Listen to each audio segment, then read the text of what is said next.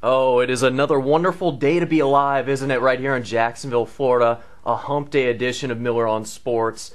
As always, if you want to follow me on Twitter, Facebook, or email me, it's Miller on Sports, and my email is milleronsports@gmail.com.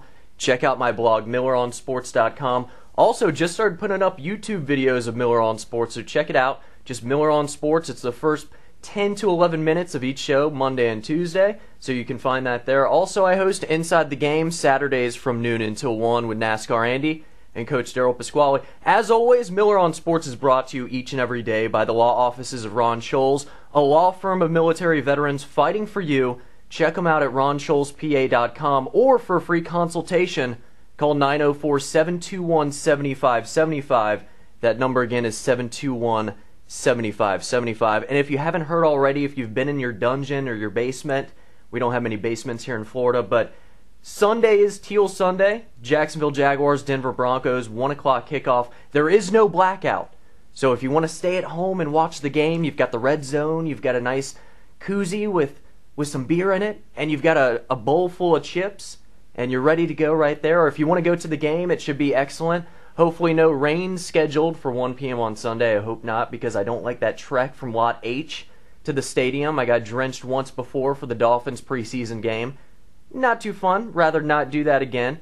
And big news as well with the Jaguars. They announced on their website yesterday that Teal Town is the new big thing. And if you don't know what that is, it's south of the end zone, south of Everbank Field. And it's Teal Town. It's the newest pregame entertainment area. A lot of stuff is going to be going on. There are going to be bands, people just having a good time. There's going to be some TV screens with football on.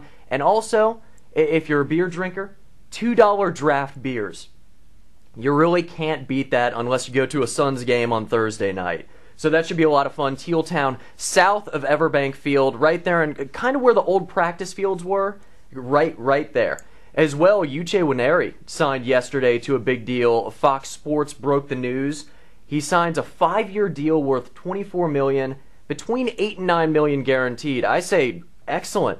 Excellent. He was finishing out his rookie contract, which is typically 4 years if you're a lower draft choice, and he was expected to make a little over $1 million in 2010. Instead, he'll make a good amount of money, right? I'm guessing $6 to $7 million, and it'll start increasing from there, or decreasing. It just depends where it's weighted, from the back end or the front end. I'm guessing this is weighted in the front end, just because, like I said yesterday, with the lockout, maybe in 2011. Players are really trying to get their money now in terms of guaranteed money and everything in the stipulations of the contract. So excellent for the Jacksonville Jaguars and Nwaneri. From all my personal experiences, one of the nicer guys in the locker room. And I find it interesting because nobody really approaches him. He's a guard. He had 15 starts at left guard in 2008, 13 at right guard in 2009 and last year. And he's one of those guys, he opens up. If you remember, back in February, he was one of the guys on Pro Football Talk to write in the comments section about Tim Tebow. And he really caught some heat for that, but he's one of those guys, he'll open up to you, he'll say, you know what, we're not playing too well. He's not that Paul Spicer character in the locker room, but he's about as close as you can get with the Jacksonville Jaguars.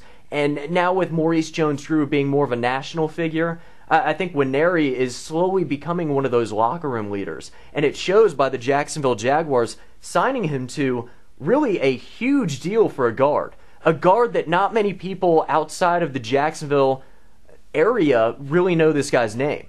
You butcher it, Uche Nwaneri. How do you say that? Is that an N, W? What is that new?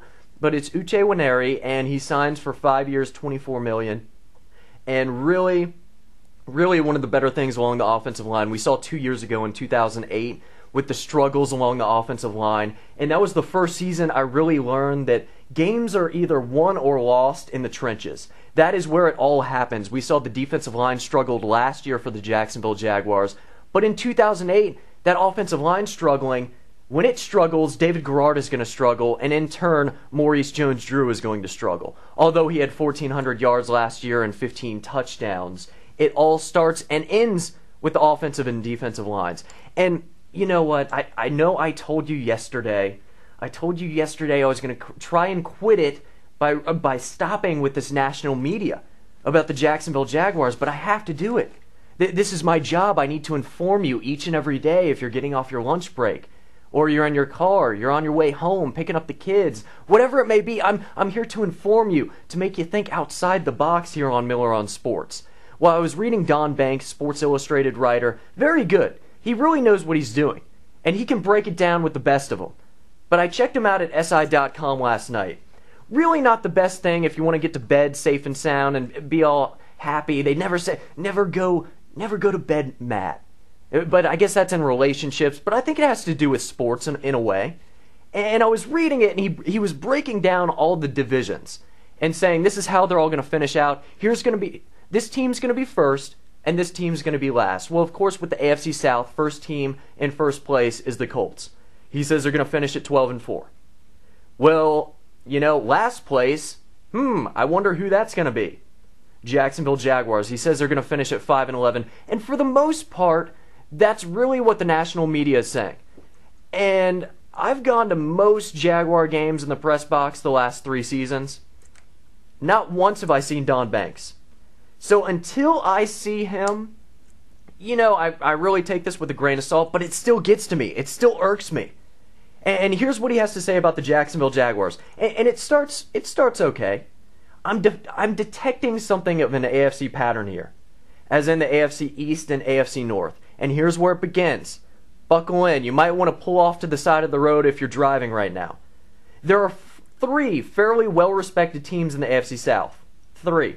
Okay, there are 4 in the AFC South. And then a club that stacks up as 4th place material in almost everyone's estimation. The Jaguars are so off the radar, even in their own market, that it's hard to gauge their potential upside.